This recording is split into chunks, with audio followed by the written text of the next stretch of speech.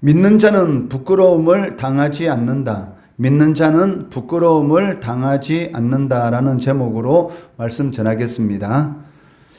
9장 말씀에서 바울은 다소 거친 논쟁을 벌였습니다. 의의 법을 따라가는 이스라엘은 율법에 이르지 못했다. 행위를 의지함으로 부딪힐 돌에 부딪혔다라는 이러한 말씀 등으로 인해서 아마 이 유대인들의 이 마음이 상당히 상했을 수도 있을 것입니다. 그래서 바울은 10장에서 형제들아라는 이 부드러운 호칭을 사용해서 말을 이어가고 있습니다. 그 이유는 자신의 혈족인 이스라엘 백성들을 설득해서 그리스도를 믿는 믿음 안으로 초점하기 위해서입니다. 바울은 이스라엘의 실패 원인에 대해서 잘못된 지식 때문이다라고 언급하고 있습니다. 2절 말씀해 보시면 내가 증언하노니 그들이 하나님께 열심히 있으나 올바른 지식을 따른 것이 아니니라 라고 말씀합니다. 예수 그리스도 안에 있는 하나님의 의를 유대인들이 몰랐기 때문에 율법의 행위를 따라서 자신의 의를 세우려고 했다라는 것입니다. 그런데 문제는 이런 유대인들의 무지는 하나님의 의에 대한 이 거역으로 나타나게 되었다는 것입니다. 3절 말씀해 보시면 하나님의 의를 모르고 자기 의를 세우려고 힘써 하나님의 의에 복종하지 아니하였느니라 라고 말씀하고 있습니다. 이 말씀에 대해서 신학자 바클레이는 이렇게 말을 하고 있습니다. 율법의 길이 쉬운 길이 아님에도 유대인들에게는 율법에 대한 열심이 있었으며 아무도 그것을 부인할 수는 없다. 그들은 그렇게 하는 것이 하나님께 진실한 것이라고 생각하였던 것이다. 그러나 바로 여기에서 유대인들의 모순과 편견은 시작되었다. 그들은 율법의 요구에 완전히 순종함으로써 자기가 어렵다는 것을 보이려는 자기 의에 젖어 살았던 것이다 라고 말을 하고 있습니다. 바울은 이스라엘이 놓치고 있었던 이 지식의 핵심이 무엇인지에 대해서 4절에서 이 말을 합니다. 4절 말씀해 보시면 그리스도는 모든 믿는 자에게 의를 이루기 위하여 율법의 마침이 되시니라 라고 말씀합니다. 이는 인간 스스로의 힘으로는 율법의 요구를 충족시킬 수 없기 때문에 믿음에 의한 의의 길을 열어주시기 위해서 그리스도께서 율법의 요구를 성취하셨다라는 그러한 의미입니다. 그렇기 때문에 이제 유대인이나 이방인이나 상관없이 예수를 구주로 믿기만 하면 구원을 얻게 된다는 것입니다. 만약 이스라엘에게 이러한 지식이 있었다면 율법의 행위가 아니라 그리스도를 믿는 일에 더 많은 열정을 쏟았을 것입니다. 이어서 바울은 신명기 30장 12절로 14절의 말씀을 인용해서 율법을 따라 사는 사람들과 믿음으로 사는 사람들을 대조하고 있습니다. 6절 7절 말씀해 보시면 믿음으로 말미암는 의는 이같이 말하되 내 마음에 누가 하늘에 올라가겠느냐 하지 말라 하니 올라가겠느냐 하면 그리스도를 모셔 내리려는 것이요 혹은 누가 무저갱에 내려가겠느냐 하지 말라 하니 내려가겠느냐 하면 그리스도를 죽은 자 가운데서 모셔 올리려는 것이라 라고 말씀합니다. 이 말씀의 의미는 그리스도를 만나려고 하늘에 올라가는 그러한 수고를 할 필요가 전혀 없다는 것입니다. 왜냐하면 하나님께서 그리스도로 하여금 하늘 보좌를 버리고 이 땅에 오시도록 하셨기 때문이라는 것입니다. 또한 그리스도를 만나려고 무저갱에 내려갈 필요도 없다라고 합니다. 왜냐하면 하나님께서 그리스도를 무저갱에서 썩지 않도록 죽은 자 가운데서 이미 부활시켰기 때문이다라고 말을 하고 있습니다. 이러한 바울의 이 말은 무슨 의미입니까? 그리스도의 구원은 자신의 온갖 노력으로 쟁취할 수 있는 것이 아니라는 것입니다. 하나님께서 보내주신 그런 선물을 믿음으로 받아들임으로 인해서 누구나 쉽게 얻을 수 있다라는 것을 강조하기 위해서 하늘로 올라가는 수고를 할 필요도 없고 그리스도를 만나기 위해서 무저갱으로 내려가는 그러한 수고를 할 필요도 없다는 것입니다. 이어서 바울은 성도들이 입에 담아야 하는 말이 무엇인지를 조직적으로 정리하여 우리들에게 보여주고 있습니다. 성도들이 해야 할 말은 사도들이 전한 말씀과 동일한 그러한 믿음의 고백의 말이어야 한다라고 말을 합니다. 그것은 예수 그리스도께서 주님이 되신다는 것을 입으로 신한다는 것, 그리고 마음으로 예수님의 부활을 믿어야 한다는 것입니다. 9절 말씀해 보시면 내가 만일 내 입으로 예수를 주로 시인하며 또 하나님께서 그를 죽은 자 가운데서 살리신 것을 내 마음에 믿으면 구원을 받으리라 라고 말씀하고 있습니다. 여기 예수를 주로 시인한다는 것은 자신의 삶에서 가장 높은 자리를 예수님께 드린다라는 그런 의미를 가지고 있습니다. 우리가 기도할 때마다 예수님을 주님 이렇게 부르고 있습니다. 이 말의 의미는 예수님께 내 인생을 다 드린다. 즉 나의 삶에서 가장 높은 자리를 예수님께 드린다라는 그런 의미로서 하는 그런 말이라는 것입니다.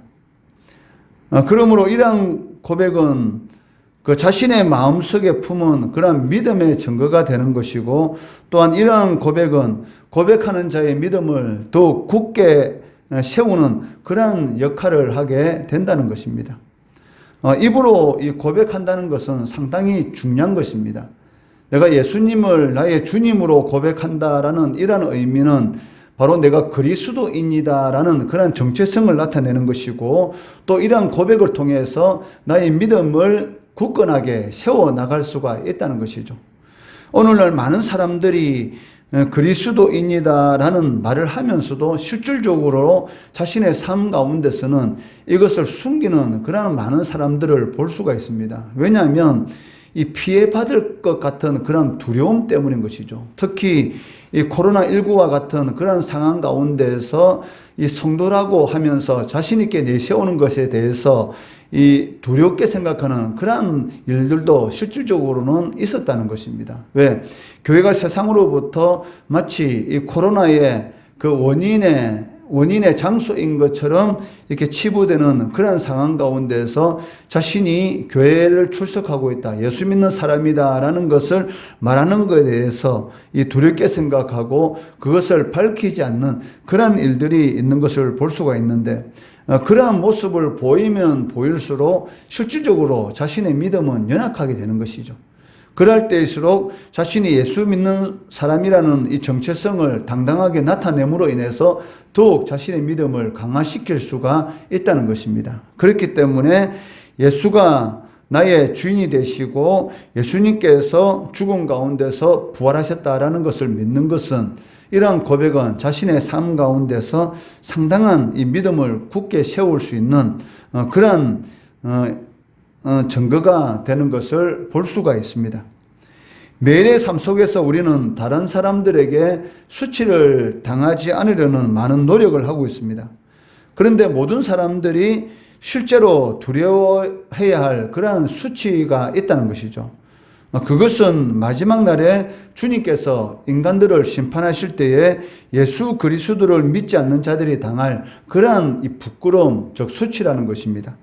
11절 말씀해 보시면 성경에 이르되 누구든지 그를 믿는 자는 부끄러움을 당하지 아니하리라 라고 말씀하고 있습니다. 이 말씀은 바울이 이사야 28장 16절의 말씀을 인용한 것입니다. 이 말씀의 의미를 정확히 우리가 알기 위해서는 바울이 로마서를 기록할 당시에 이 상황을 알고 있어야 한다는 것입니다. 로마 황제 치하에서 예수를 공개적으로 고백한다는 것은 치명적인 해를 가져올 수 있는 그런 민감한 이 사안이었습니다. 특히 로마에서 그리스도인에 대한 대대적인 핍박을 감행하고 있을 때 그리스도인으로 의심되는 그런 사람들을 잡아서 기독교 신앙을 고백하면 죽이고 신앙 고백을 하지 않으면 석방시키는 그러한 정책을 폈기 때문에 내가 예수를 믿는 사람이다, 내가 그리스도인이다 라고 고백하는 것은 자신이 목숨이 걸린 그러한 일이었다는 것입니다. 그럼에도 바울은 예수를 믿고 고백하는 그리스도인들이 결코 부끄러움을 당하지 않게 될 것이다 라고 선언하고 있습니다. 그 이유가 무엇입니까? 이 그리스도를 믿음으로 인해서 로마 당국으로부터는 수치와 능멸을 당할 수도 있습니다. 그렇지만 최후 심판 때에는 하나님으로부터 그 믿음으로 인해서 부끄러움을 당하지 않게 될 것이란 것입니다. 로마 당국으로부터는 순간적인 그런 부끄러움과 수치, 능멸, 그리고 죽음을 당할 수도 있지만 최후의 심판 때는 영원한 수치와 능멸과 영원한 이 사망을 당할 수 있기 때문에 잠시 있는 그러한 고난은 성도들이 받게 될 영원한 영광에 비해서는 아무것도 아니라는 것이죠. 그것을 바울 사도는 오늘 이 본문 말씀을 통해서 강하게 선언하고 있다는 것입니다. 그러므로 그리스도께 속한 성도라면 진정으로 두려워해야 할 것이 무엇인지, 진정으로 두려워해야 할 부끄러움이 무엇인지를 잊지 말아야 한다는 것입니다. 잠시 사람들에게 당하는 그러한 능멸, 그러한 이런 수치를 부끄러워할 것이 아니고 하나님 앞에서 당할 영원한 수치와 능멸, 영원한 사망을 더욱 부끄러워해야 한다는 것입니다. 그리고 그리스도에 대한 믿음이 있어야지만이 마지막 심판 때에 부끄러움을 당하지 않을 것이다 라는 것을 강조하고 있는데, 이것은 헬라인이나 유대인이나 모두에게 동일하게 적용된다는 것입니다. 12절 13절 말씀해 보시면 유대인이나 헬라인이나 차별이 없습니다. 한 분이신 주께서 모든 사람의 주가 되사 그를 부르는 모든 사람에게 부요하시도다. 누구든지 주의 이름을 부르는 자는 구원을 받으리라 라고 말씀하고 있습니다. 주의 이름을 부르는 자, 자신이 그리스도인이라는 이런 정체성을 가지고 살아가는 자, 어떤 상황 가운데 있을지라도 주를 부인하지 않고 주의 영광을 위해서 살아가는 모든 사람들에게 주님은 어떠한 분이십니까? 바로 부유하시도다, 즉 부유하신 하나님이시다라고 말씀하고 계시다는 것이죠. 주의 이름을 부르는 자들에게는 구원의 은혜를 베풀어 주십니다. 그렇지만 이 구원의 은혜뿐만이 아니고 성도들이 이 세상을 살아가는 데 있어서 필요한 모든 것들을 부유하게 주실 수 있는 그러한 분이심을 동시에 말씀하고 있다는 것입니다. 바울의 이러한 증거들은 자신의 동족인 유대인들이 율법주의, 스스로의 힘으로 하나님 앞에 어렵다함을 얻겠다라는 이를 통해서 오히려 하나님을 대적하는 그러한 이런 잘못을 저지르지 않도록 율법주의를 버리고 은혜의 방편인 예수 그리스도에 대한 믿음을 받아들이도록 간절한 마음으로 촉구하고 있다는 것입니다. 그렇기 때문에 이 성도가 신앙생활함에 있어서 하나님에 대한 이 올바른 지식을 가지는 것이 얼마나 중요한지, 올바른 지식에서 올바른 열심이 나올 수 있는 것이지 잘못된 하나님에 대한 그러한 지식은 하나님을 대적하는 그러한 이런 잘못을 범할 수 있다는 것이죠. 그 대표적인 사람이 바로 이 부활하신 주님을 만나기 전에 바로 예수 믿는 사람들을 잡아서 감옥에 가두고 죽이던 바로 바울이 바로 그러한 사람이었지 않습니까?